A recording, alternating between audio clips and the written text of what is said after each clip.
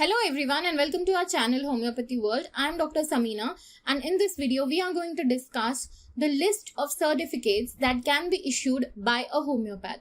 So there are totally 10 certificates that we as homeopaths are authorized to issue, but most of us don't know about these certificates, so I have made this video to know more about them. So let's get right into the video. So we all have been in a place where we don't know for sure that what are the certificates that we have been authorized to issue. What can we do when a patient comes to us asking for a medical certificate? So most of us turn the patient down because we don't know whether we are allowed or authorized to issue this particular certificate. So we turn them down, or we send them, or we refer them to some Bhms or some MBBS doctors. So instead of that, if we have a clear idea of what certificates we have been authorized by the government of India to be issued by a homeopath, then we don't have to turn the patients down. Okay? To avoid all these confusions, we have to know what are these 10 certificates that we are authorized with. So first certificate is the certificate of birth or death or disposal of the dead under various central and state acts. Okay, so we have been authorized with the birth certificate as well as the death certificate, and also the certificate of disposal of the dead. Now, if you want that kind of video in which you don't know what to write in the certificates, you can mention in the comment section below and I will make a separate video on each of these certificates and how to write them.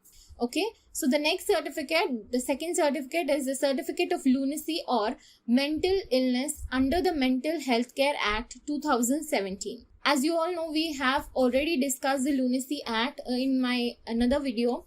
You can go through the video to understand what is the Lunacy Act. So we are authorized to give a certificate of lunacy or mental illness under the Mental Health Care Act 2017. You can also issue a certificate under the Education Acts, and fourth certificate that you can issue is the certificate under the Public Health Act and the orders that are made thereunder. The next certificate that you can issue is certificate under the acts and orders relating to the notification of infectious diseases. So if you encounter any infectious disease in your area, you can make a list of patients who are showing similar symptoms and then notify the government organizations about the infectious diseases that are prevailing in your particular area. Next is the certificate under the Employee State Insurance Act. So you can give a certificate under the Employee State Insurance Act 1948.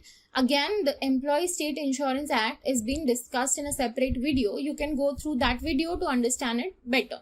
So this is basically for the employees and for the insurance purpose. When they need an insurance, you can give a certificate. Next certificate is certificate in connection with insurance benefits. Again, there are various insurance agencies who hire Bhms doctors for TPA purposes, that is TPA insurance, and we are actually authorized to issue these insurance benefit certificates. So you can apply for jobs in any TPA agencies or any insurance companies as you are authorized to give insurance certificates. Okay. Moving on, the eighth certificate that you can give is procuring or issuing of passport or driving license. So if you know that you need a fitness certificate for driving license or for swimming lessons or for passport, that can be issued by a Bhms doctor. The next certificate that you can issue is the certificate of illness, that is commonly known as a medical certificate, that is issued for seeking exemption from attending court or government offices or private employments, or even school.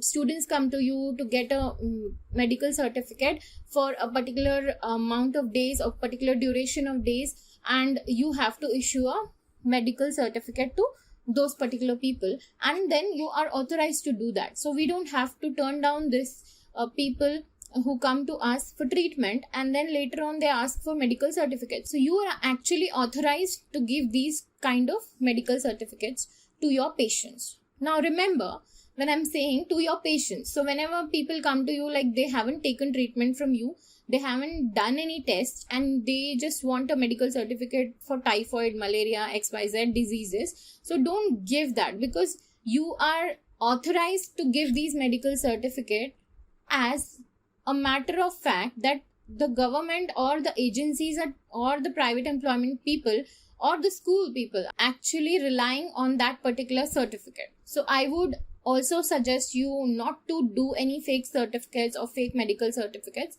Even though you are authorized to give medical certificates, make sure that you give them to only your patients who are under treatment for that particular disease which you are mentioning in your certificates. And the last certificate is the certificate in connection with pension matters. So you can also give a certificate in connection with pension matters stating the age of the patient or stating the age and diseases of the patient or anything that is asked in that particular certificate. So if you want to know exactly how these certificates are written or what is the particular way of writing a certificate, then let me know in the comment section below of which certificate you actually need all the time and you are facing difficulties in writing that certificate. In the comment section below, I will make sure that I make a video on that particular topic as well. And if you like my videos, please do subscribe to my channel and click on the bell icon to get the notification on my latest updates. Thank you so much.